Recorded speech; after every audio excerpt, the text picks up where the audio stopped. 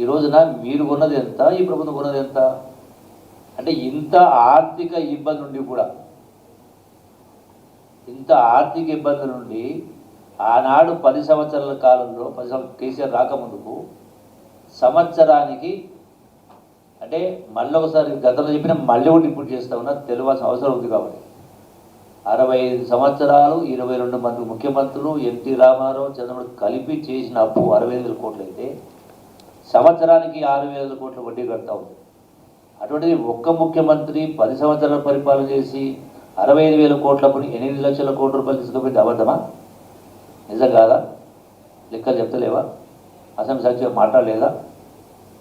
అటువంటి నెలకు 6,500 కోట్ల రూపాయలు వడ్డీ కడతా ఉన్నామే. అంటే సంవత్సరానికి 70,000 కోట్లు. రేవంత్ రెడ్డి గారు ముఖ్యమంత్రి అయిన తర్వాత మళ్ళీ అప్పు తీసుకొచ్చి మళ్ళీ ఈ 1,50,000 కోట్ల వడ్డీ కట్టడం జరిగింది. అంటే ఇవన్నీ ఇన్ని ఉన్నా కూడా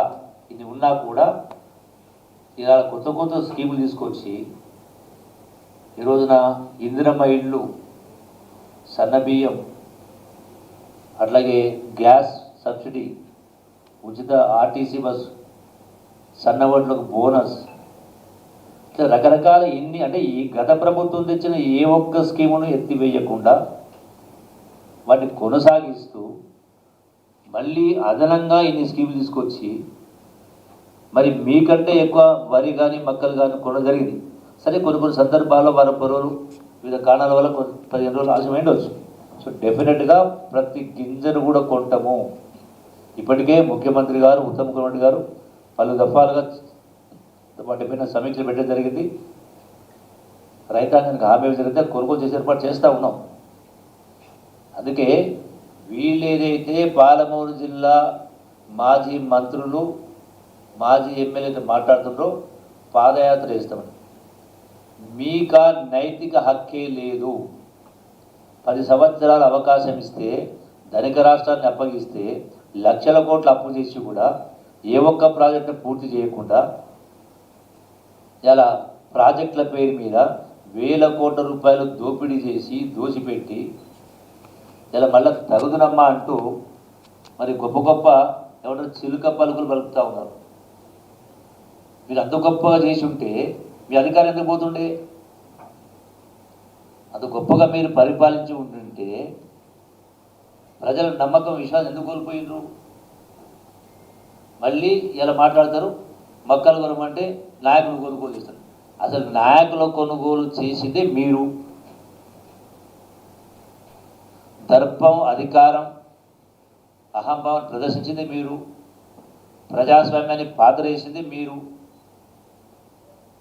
ఇష్టారాజ్యంగా పరిపాలన చేసి, బాధ్యత రహితంగా పరిపాలన చేసి, రాష్ట్రాన్ని అప్పుల కుప్పగా మార్చి ఇలా మన తగుదనమ్మ మళ్ళీ పాదయాత్ర చేస్తామంటే మీ పాదయాత్రలకో మీ చిలుక పలుకులకో ప్రజల చెవుల పూలు పెట్టుకోలేదు. 100% ప్రజలు పేదవాళ్ళు కావచ్చు, కానీ 100% వాళ్ళకు కూడా ఆలోచన పరులే. కాబట్టి మీ మాటలు చెల్లుబాటు కావు, మీ పప్పులు ఉడకవు. మళ్ళీ మీకు అధికారం వచ్చేది కల్లా అని చెప్పని మరొకసారి ఈ యొక్క ద్వారా మనవి చేసుకుంటూ, ఖచ్చితంగా ఈ పాలమూరు రంగారెడ్డి ప్రాజెక్టే కాదు, పాలమూరు రంగారెడ్డి ప్రాజెక్టుతో పాటుగా మిగతా పెండింగ్ జిల్లాలో ఉన్న పెండింగ్ ప్రాజెక్ట్ మొత్తాన్ని కూడా పూర్తి చేసే కార్యక్రమం చేస్తూ 100% అవసరమైన చోట రిజర్వాయర్ కూడా నిర్మాణం చేసే కార్యక్రమం చేయడం జరుగుతుంది. ముఖ్యమంత్రి గారు స్పష్టంగా కూడా హామీ ఇవ్వడం జరిగింది. అట్లాగే దానికి సంబంధించిన ల్యాండ్ అక్విజిషన్ పేమెంట్స్ మొత్తం టోటల్ గతంలో 10 ఏళ్ళైనా ల్యాండ్ అక్విజిషన్ పేమెంట్స్ కాకుండా కాంట్రాక్టుల కోసం, పర్సెంట్ల కోసం ఇస్తూ ఉంది. ఇలా టోటల్గా మొత్తం ల్యాండ్ అక్విజిషన్ పేమెంట్ మొత్తం క్లియర్ చేసే కార్యక్రమం చేయడం జరిగింది. దాని పెండింగ్ ఉంటే కూడా